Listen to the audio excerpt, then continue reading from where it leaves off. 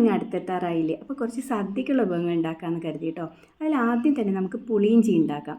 വെളിച്ചെണ്ണ ചൂടായി വരുമ്പോൾ അതിലേക്ക് കടുകിട്ട് കൊടുത്ത് പൊട്ടി വരുമ്പോൾ കറിവേപ്പിലയും ഉണക്കമുളകും കൂടെ ചേർത്ത് കൊടുക്കാം. 200 ഗ്രാം ഇഞ്ചി കൊത്തി അരിഞ്ഞെടുത്താണ് ഇത് ആ എണ്ണയിലേക്ക് ചേർത്ത് കൊടുക്കുക. 2 പച്ചമുളക് വട്ടത്തിലരിഞ്ഞും കൂടെ ചേർത്ത് നല്ലതുപോലെ ഒരു ഗോൾഡൻ കളറാകുന്നവരെ വറുക്കണം കേട്ടോ. തീ കുറച്ച് വെച്ചതിന് ശേഷം നമുക്ക് അതിലേക്ക് ഒരല്പം മഞ്ഞൾപ്പൊടിയും മുളക് പൊടിയും ഒരു നുള്ള കായപ്പൊടിയും ആവശ്യത്തിന് ഉപ്പും ചേർത്ത് ഒന്ന് ചെറുതായി മൂപ്പിച്ചെടുക്കുക.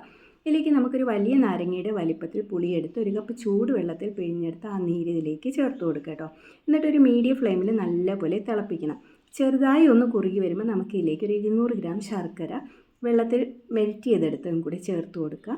നല്ലതുപോലെ കുറുകി വരുമ്പോൾ അതിൻ്റെ ആ ഒരു നിറമൊക്കെ മാറി തുടങ്ങും കേട്ടോ. അവസാനം ഒരു നുള്ള് ഉലുവാപ്പൊടി കൂടി ചേർത്ത് കൊടുക്കണം. പാത്രത്തിൽ തന്നെ ഇരുന്ന് തണുക്കുമ്പോഴത്തേക്കും നല്ലതുപോലെ സെറ്റാവും.